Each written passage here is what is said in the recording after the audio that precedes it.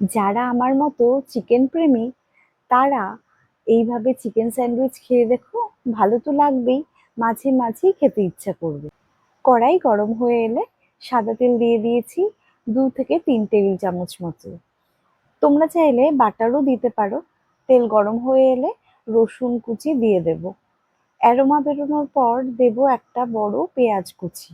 কড়া করে পেঁয়াজটা ভাজিনি, হালকা করে ভেজে দিয়ে দিয়েছি ক্যাপসিকাম কুচি। তোমাদের কাছে যদি আরো সবজি থাকে দিতে পারো। 1 মিনিট মতো সটে করে তারপরে পরিমাণ মতো লবণ আর চিনি দিয়ে দিয়েছি।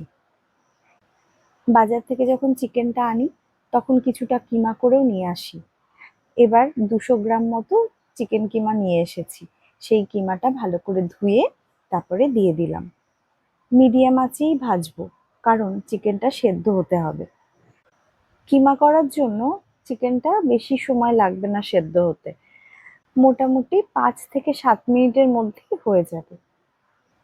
এরপর টেস্টের জন্য দিয়েছি অরিগানো আর দিয়েছি মিক্সড হার্বস। মেয়োনিজ দিয়েছি 1 চামচ আর 1 চামচ টমেটো কেচাপ।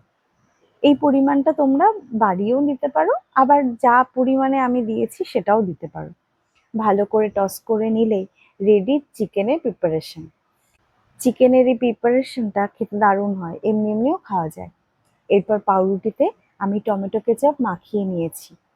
তোমরা চাইলে একটা পাউরুটিতে টমেটো কেচাপ, আরেকটাতে মেয়োনিজও নিতে পারো, আবার ধনে পুদিনা পাতার চাটনিও দিতে পারো। যা খুশি, যার যেটা ইচ্ছা, যে যেই টেস্টটা পছন্দ করে দিতেই পারো। এরপর চিকেনের যে প্রিপারেশনটা করেছি সেটা পাউরুটির মধ্যে দিয়ে দেব, বেশ খানিকটা করে।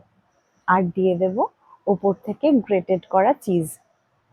আরেকটা যে পাউরুটিতে আমি কেচাপ লাগিয়েছি সেই পাউরুটিটা তার উপরে চাপা দিয়ে দেব। এবার একটা গ্যাস ওভেনে আমি চাটু বসিয়ে ভালো করে গরম করে নিয়েছি। গ্যাসের ফ্লেমটা লো করে নিয়ে তারপরে বাটার ব্রাশ করে পাউরুটির 2 পিস ভালো করে কুড়কুড়ে করে ভেজে নিতে হবে। মাঝে মাঝে বাটারটা ব্রাশ করে দেবো পাউরুটির ওপর, তাহলে মুচমুচে ব্যাপারটা হবে।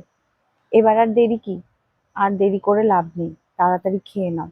গরম গরম এরকম চিকেন স্যান্ডউইচ খেতে কিন্তু দারুণ লাগবে। আর সাথে যদি চা কিংবা কফি থাকে তাহলে তো আর কথাই নেই, কি বলো?